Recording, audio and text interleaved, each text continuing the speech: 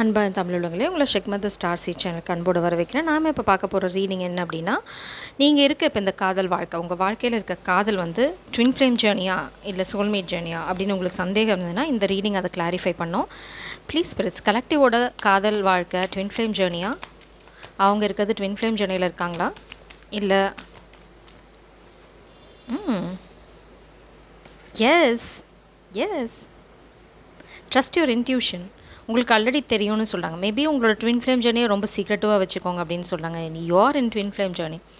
நீங்கள் பார்க்குற எல்லாத்துக்கும் இது பொருந்துமான்னு எனக்கு தெரியாது, but there is an ending. நீங்கள் வந்து ஒரு விஷயத்தை முடிச்சுட்டு மேபி ஒரு பாஸ்ட் ரிலேஷன்ஷிப்லேருந்து வெளியில் வரீங்க, இல்லைனா வந்து உங்களோட லைஃப்பில் ஒரு ஃபேஸ் முடிஞ்சு ஒரு புது ஃபேஸ், அதாவது மேபி ஜாப் சேஞ்ச், ஏதாவது ஒரு விஷயத்தை நீங்கள் முடிப்பீங்க.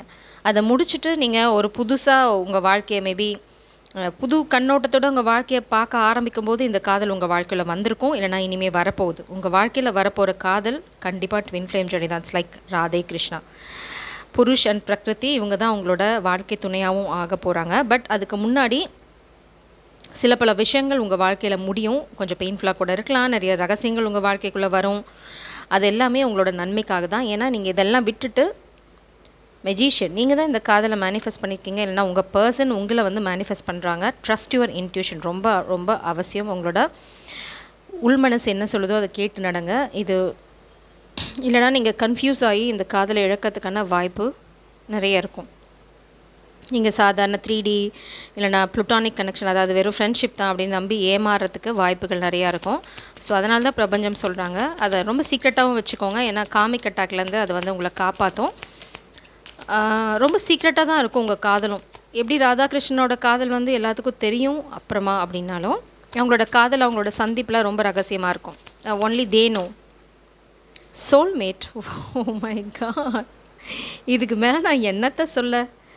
Twin flame and soulmate. So பார்க்குறவங்க எல்லாத்தோட காதலில் ஒரு சிலர் வந்து ட்வின் ஃப்ளேம் ஜேர்னியில் இருப்பீங்க, இன்னொரு சிலர் வந்து சோல்மேட்லமே. இது வந்து high level committed soulmate. Yes, this is your soulmate.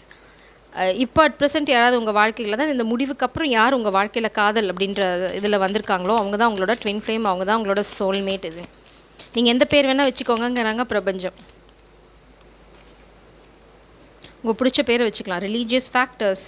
Your love life is influenced by your religious upbringing and spiritual path. Maybe உங்களோட அதுதான் secrets. Strange. Worth waiting for.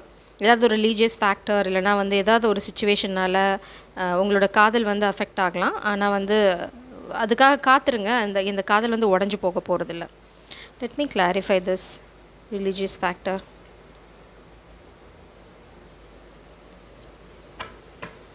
Two of cups. இதனால் உங்கள் காதல் மாற போகிறதில்ல. இது ஜஸ்ட் ஒரு அப்டக்கிள், ஒரு தடை. இவங்க தான் உங்களோட சோல்மேட், இவங்க தான் உங்களோட காதல். ஒய் சந்திரா.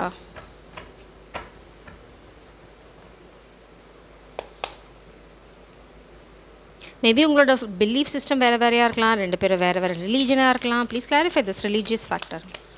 அது எந்த அளவுக்கு இது அஃபெக்ட் பண்ண போகுது spirits please. What is a religious factor? Why religious factor is here?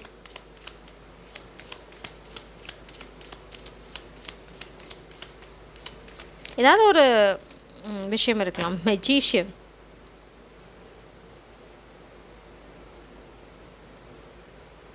Spell work.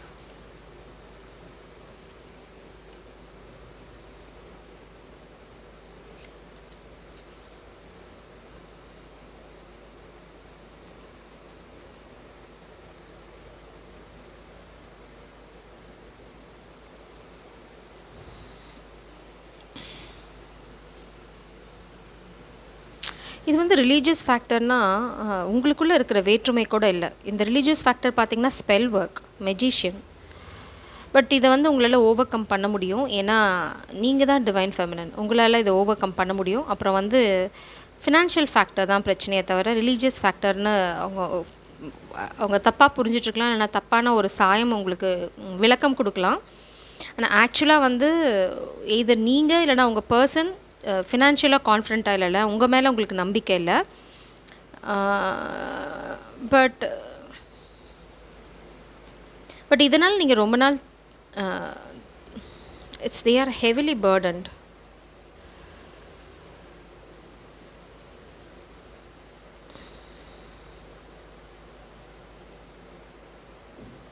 உங்களோட நீங்கள் இல்லைன்னா அவங்களுக்கு வந்து ரொம்ப கஷ்டமாக இருக்குது. அதுதான் எங்களே தவிர இட்ஸ் லைக் ஸ்பெல் ஒர்க் இந்த மாதிரி ஆப்வியஸாக ட்வின் ஃப்ளேம் சோல்மேட்னா காமிக் அட்டாக் ஸ்பெல் ஒர்க் இதெல்லாம் ரொம்ப கேஷுவலாக நடக்கும். ஸோ யாருக்கும் ஒரு ஃபினான்ஷியல் சுச்சுவேஷன் தான் சேலஞ்சிங்காக இருக்குது. பட் அவங்க வந்து இப்போ குழப்பத்துலலாம் இல்லை. நீங்கள் தான் அவங்களோட சோல்மேட், நீங்கள் தான் அவங்களோட ட்வின் ஃப்ளேம் அப்படின்ற தெளிவில் இருக்காங்க. நோ ஜக்லிங், காமிக்கோட இன்ஃப்ளூயன்ஸ் அதெல்லாம் எதுவும் இல்லை.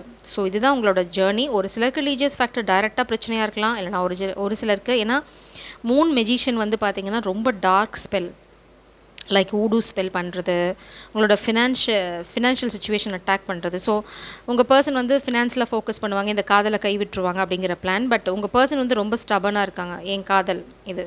ஏன்னா அவங்க வந்து உங்களை ரொம்ப மிஸ் பண்ணுறாங்க. அதுதான் எங்கள் விஷயம். They are missing you for sure. உங்களை மிஸ் பண்ணால் அவங்க தயாராக இல்லை. They don't want to miss you. அதுதான் விஷயம். ஸோ இதில் இருக்க என்ன சேலஞ்சஸ்னு பார்க்கலாம். ப்ளீஸ் ஸ்பிரிட்ஸ், கலெக்டிவோட காதல் வாழ்க்கை ட்வின் ஃப்ளேமாக அதில் என்ன சேலஞ்சஸ் இருக்கும், அதுக்கு உங்களோட கைடன்ஸ் என்ன? வர்த் வெயிட்டிங் ஃபார் அப்படிங்கிறது தான் பிரபஞ்சம் திரும்பவும் சொல்கிறாங்க. ஸோ காத்துருங்க, எல்லாமே வந்து உங்களுக்கு ஃபேவராக முடியும்.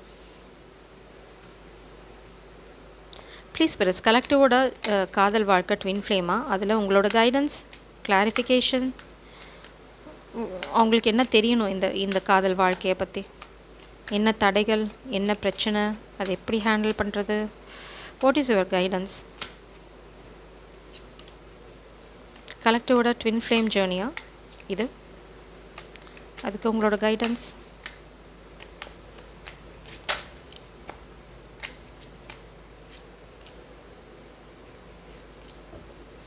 பாட்டம் டெக்கில் பார்த்தீங்கன்னா பிளானிங். ஸோ ப்ராப்பராக பிளான் பண்ணி கொஞ்சம் கொஞ்சமாக, அதாவது ஒரு ஸ்டெப்பாக தான் நீங்கள் எடுத்து வைக்கணும். டக்குன்னு எடுத்து வச்சு உங்கள் காதல் வாழ்க்கை முடியாது, அப்படி முடிய வாய்ப்பு இல்லை. கூடிய சீக்கிரம் நீங்கள் உங்கள் பர்சன் கிட்டேருந்து கம்யூனிகேஷன் எதிர்பார்க்கலாம். அவங்க இந்த காதலை சொல்கிறதுக்காக இருக்கலாம். ஓகே, கிங் ஆஃப் சோல்ஸ், நீங்கள் நேசிக்கிற பர்சன் வந்து ரொம்ப ஸ்ட்ரெயிட் ஃபார்வர்ட். அவங்க பொய் சொல்ல மாட்டாங்க. அதே சமயம் வந்து நியாயத்துக்காக போராடவங்களாக இருக்கலாம், இல்லைனா வந்து ஒரு ஹை பொசிஷன் அத்தாரிட்டியில் இருக்கலாம். இட்ஸ் லைக் அவங்க கடமையை அவங்க நிச்சயமாக செய்வாங்க. அவங்க காதல் உங்களை கடமை நினைக்கிறாங்க அப்படின்னா அவங்களுக்காக அவங்க என்ன செய்யணுமோ அதை கரெக்டாக செய்வாங்க. 10 ஆஃப் சோல்ஸ் எனர்ஜி. அவங்க மேபி அவங்க ரொம்ப நியாயமாக நடந்துக்க நினைக்கும் போது அவங்கள பார்த்திங்கன்னா முதுகில் குத்திருக்காங்க. அது வந்து பார்த்திங்க அப்படின்னா ஒர்க் பிளேஸில் நடந்திருக்கலாம். இதெல்லாம் வந்து உங்களுக்கு கன்ஃபர்மேஷன் அவங்க தான் அவங்களோட ட்வின் ஃப்ளேம் அப்படின்னு. பட் அவங்க ரொம்ப கான்ஃபிடென்ட்டாக ஃபீல் பண்ணுறாங்க. இட்ஸ் லைக் என்னென்னா இந்த துரோகத்துலேருந்து அவங்களால வெளியில் வந்துட முடியும். மேபி அவங்களுக்கு ஓவர் இன்டெலிஜென்ஸ் இருக்கலாம். 9 of souls energy, nightmare, 8 of cups, 5 of cups, spilt milk, judgement and strength. இதெல்லாம் தான் உங்களோட சேலஞ்சஸாக இருக்கும் உங்களோட ட்வின் ஃப்ளேம் ஜேர்னியில். இது வந்து இப்போ உங்களுக்கு ரியலைசேஷன் இருக்கும் உங்களோட ட்வின் ஃப்ளேம் ஜேர்னி தான் அப்படின்னு. அதாவது உங்கள் பர்சன் வந்து ரொம்ப ஸ்ட்ரெயிட் ஃபார்வர்டாக இருப்பாங்க, இல்லைனா இருக்கணும் அப்படிங்கிறதான் கைடன்ஸ். அப்படி இருந்தால் அவங்க வந்து ஒரு டஃப் சிச்சுவேஷனை ஹேண்டில் பண்ணி வெளியில் வந்துட முடியும். அவங்களுக்கு நிறையா ஹார்ட் ஒர்க் போடுற மாதிரி இருக்கும். இந்த கனெக்ஷன்லேயும் சரி உங்களுக்கும் சரி ரொம்ப கான்ஃபிடென்ட்டாக ஃபீல் பண்ணணும். அப்படி இல்லை அப்படின்னா தே are going to lose something. ஒரு நைட் மேர் சுச்சுவேஷனை அவங்க ஃபேஸ் பண்ண வேண்டியிருக்கும். அதனால் இந்த காதலை இழக்கக்கூடிய, இந்த காதலில் ஃபோக்கஸ் பண்ண முடியாத சூழ்நிலைக்கு அவங்க வருவாங்க. இட்ஸ் லைக் மேபி ஓவர் இன்டெலிஜென்ஸாக இருக்கலாம், இல்லைனா அவங்களுக்கு ஏதாவது பச்சை துரோகம் பண்ணலாம். அவங்க வாழ்க்கையில் அவங்க நினச்ச பென்டக்கிள்ஸை தான், ஃபினான்ஸை தான் அட்டாக் பண்ண ட்ரை பண்ணுறாங்க. It's like they are back stopping your person's finance. இது வந்து அவங்க டைரெக்டாக பண்ணுறாங்களா அப்படின்னா இல்லை, உங்கள் பர்சனோட மனசை கலைக்க ட்ரை பண்ணலாம். நம்ம இந்த கேஸ்ட்டு, அவங்க அந்த கேஸ்ட்டு, அவங்க இப்படி அவங்க அப்படி அப்படின்னு சொல்லி ஏதாவது இந்த சோஷியல் நார்ம்ஸ், சொசைட்டியோட நார்ம்ஸ். ஆக்சுவலி நீங்கள் ஒன்று புரிஞ்சுக்கணும், இந்த சொசைட்டியோட நார்ம்ஸ், இந்த கல்ச்சர், ஆண் பெண் அப்படிங்கிற இந்த டிஃப்ரென்ஸ், இல்லைனா வந்து இந்த கேஸ்ட் சிஸ்டம், இதெல்லாம் வந்து ரொம்ப ரீசெண்டாக உள்ளே வந்தது. ரொம்ப பழைய ஹிஸ்ட்ரி போய் பாருங்கள், அது ரொம்ப பியூட்டிஃபுல்லாக இருந்தது நம்ம உலகம், ஈவன் தமிழ்நாடு கூட. ஸோ பார்த்திங்க அப்படின்னா அங்கே டிஃப்ரென்ஸ் கிடையாது. யார் வேணால் யாரை வேணால் பிடிச்சிருந்தால் கல்யாணம் பண்ணிக்க முடியும். அது வந்து ரொம்ப, அதுவும் பெண்களுக்கு நிறைய உரிமை இருந்தது அந்த காலத்தில். நீங்கள் வந்து பழைய ஹிஸ்ட்ரியை கொஞ்சம் அப்படியே நோண்டி பார்த்தீங்கன்னா உங்களால் அது கண்டுபிடிக்க முடியும்.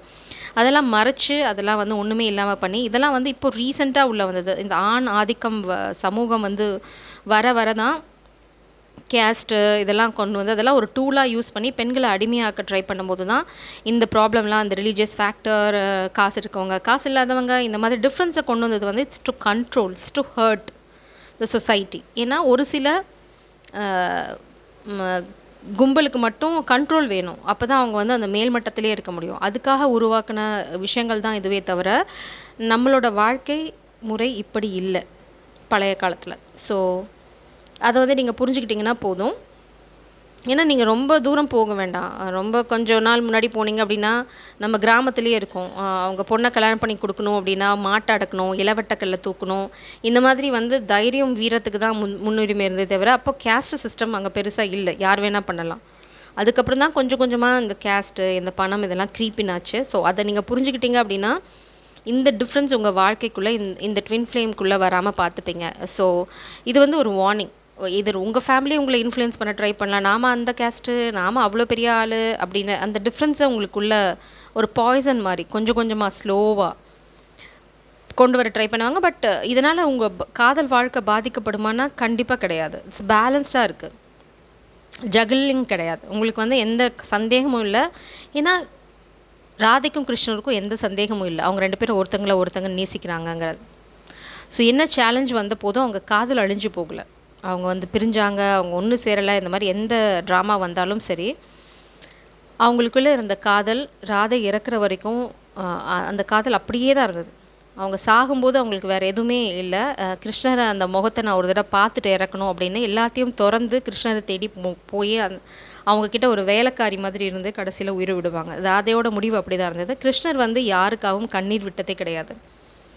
ராதையை நினச்சா மட்டும்தான் அவர் கண்ணில் தாரையாக கண்ணீர் வரும். ஏன்னா அவ்வளோ தூரம் அவங்கள நேசித்தாங்க. அதே மாதிரி எப்போவுமே 2 பேர், கிருஷ்ணர் வந்து ருக்மிணியை கல்யாணம் பண்ணியிருக்கலாம், ஆனால் அவர் மனசை ஃபுல்லாக என்ன சொல்கிறது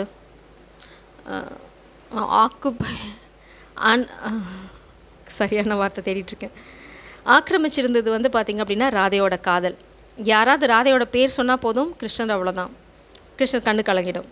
அந்த அளவுக்கு ஆழமான காதல் 2 பேர்த்துக்கிட்டே இருந்தது. ஸோ அந்த மாதிரி காதல் இருக்குது, உங்களுக்குள்ளே எந்த குழப்பமும் இல்லை, உங்கள் காதலையும் உங்களுக்கு சந்தேகம் கிடையாது. ஸோ இந்த மாதிரி ஏதாவது சுச்சுவேஷன் இல்லைனா வந்து கடமைன்ற பேர் சொல்லி ஏதாவது உங்களை மாய்மாலம் பண்ணி உங்களை வேறு திசைக்கு திருப்ப ட்ரை பண்ணலாம், இல்லைனா உங்கள் பர்சனை ட்ரை பண்ணலாம். ஸோ மெயினாக பார்த்திங்கன்னா ஃபினான்ஷியல் சுச்சுவேஷனை தான் அட்டாக் பண்ணுறாங்க.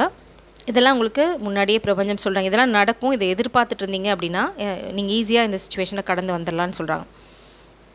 ஸோ சப்போஸ் உங்கள் பர்சன் வந்து இதை புரிஞ்சு நடந்துக்கல அப்படின்னா அவங்க ஒரு டஃப் சுச்சுவேஷனை கோத்ரூ பண்ணுவாங்க. இது வந்து டிவைன் ஜட்ஜ்மெண்ட். நீங்கள் ரொம்ப ஸ்ட்ராங்காக இருக்கணும் இந்த காதல் வாழ்க்கை கை கூடணும் அப்படின்னா. ஸோ உங்களோட ஸ்ட்ரென்த் ரொம்ப ரொம்ப அவசியம். ஆனால் உங்கள் பர்சன் வந்து இட்ஸ் லைக் அவங்க எவ்வளோ தான் இங்கே கிங் ஆஃப் சோல்ஸ் எனர்ஜியில் இருந்தாலும் சரி, உங்கள் கிட்டே வரும்போது அவங்க ரொம்ப ரொம்ப சாஃப்ட் ஜென்டில். அவங்க இந்த ரூட் சைடு இல்லைனா வந்து இந்த ஸ்ட்ரிக்ட் ஆஃபீஸர் அப்படிங்கிற அந்த இதை உங்ககிட்ட காமிக்க மாட்டாங்க. ஹை ப்ரீஸ்டஸ், உங்களுக்கு உங்கள் பர்சன் யாருன்னு நல்லாவே தெரியும். கிங் ஆஃப் பென்டக்கிள்ஸ், கண்டிப்பாக ஃபினான்ஷியல் அட்டாக் இருக்குது. டெம்பரன்ஸ், கொஞ்சம் பொறுமையாக இருந்தீங்க அப்படின்னா அவங்களால இதை ஓவர் கம் பண்ண முடியும். உங்கள் பர்சன் வந்து கண்டிப்பாக புது ஆரம்பத்துக்கு தான் யோசிச்சுட்ருக்காங்க.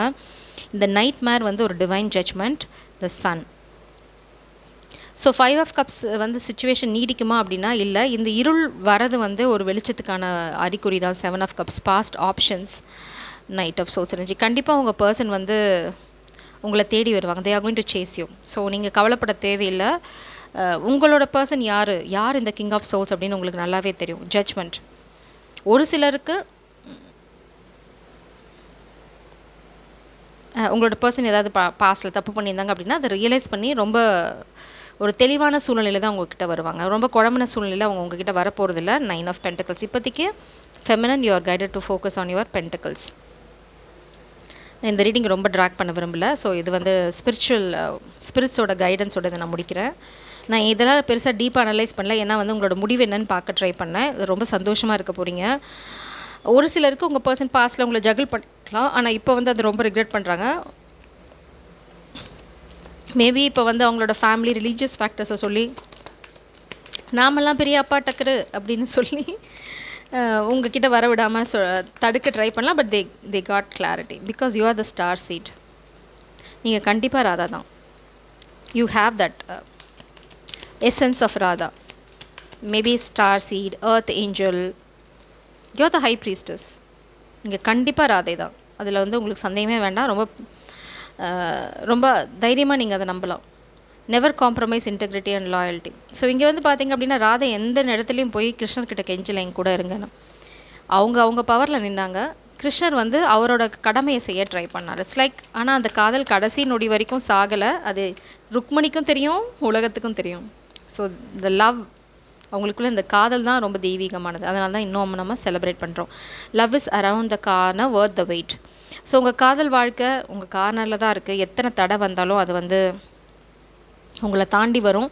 நீங்கள் வந்து வெயிட் பண்ணுறேன் அப்படின்னு வெயிட் பண்ணக்கூடாதீங்க. It will drag your timeline. So நீங்கள் என்ன பண்ணணும் அப்படின்னா, you have to focus on your pentacles. உங்கள் ஹீரோ சரியான டைமில் உங்கள் வாழ்க்கையில் வருவாங்க. ஏன்னா அவங்க தான் கிங் ஆஃப் சோர்ட்ஸ். ஸோ அவங்கள தடுக்கிற பவர் வந்து கிடையாது. Action oriented person. ஏன்னா இங்கே வந்து நைட் ஆஃப் சோர்ட்ஸ். மேபி அவங்க உங்ககிட்ட வரும்போது ரொம்ப ஆக்ஷன் ஓரியன்ட், டார்கெட் ஓரியன்ட், எடுத்ததை முடிக்கிற அந்த குணத்தில் வருவாங்க. உங்களோட ஸ்ட்ரென்த், உங்களோட காதல், உங்களோட அன்பு, அந்த வார்ம்த், அவங்க ரொம்ப பவர்ஃபுல்லான ஆள் தான். ஆனால் உங்களோட அந்த நாலேஜ், உங்களோட அந்த தன்மை, அந்த டெம்பரன்ஸ், அது வந்து அவங்களை இன்னுமே ஷேப் பண்ணி அந்த கிங் ஆஃப் சோர்ஸ் எனர்ஜி, அந்த அரியணைக்கு அவங்கள கொண்டு போகும். Because you R a very strong person. இங்கே பார்த்தீங்கன்னா உங்ககிட்ட ஸ்ட்ரென்த்தும் இருக்குது, அதே சமயம் வந்து அனுபவம், அறிவும் இருக்குது. இட்ஸ் லைக், அனுபவம் சொல்கிறது இந்த உலகத்தில் இல்லை, 3D வேர்ல்டு கிடையாது. உங்களோட பாஸ்ட் லைஃப் எக்ஸ்பீரியன்ஸ், அப்புறம் வந்து ஓ மை காட், மேபி உங்களோட ரீடிங் ரொம்ப டார்க்காக இருக்கலாம். நான் லைட்டை போட மறந்துட்டேன். So I'm so sorry. அநேகமாக உங்களால் பார்க்க முடியும் நம்புகிறேன்.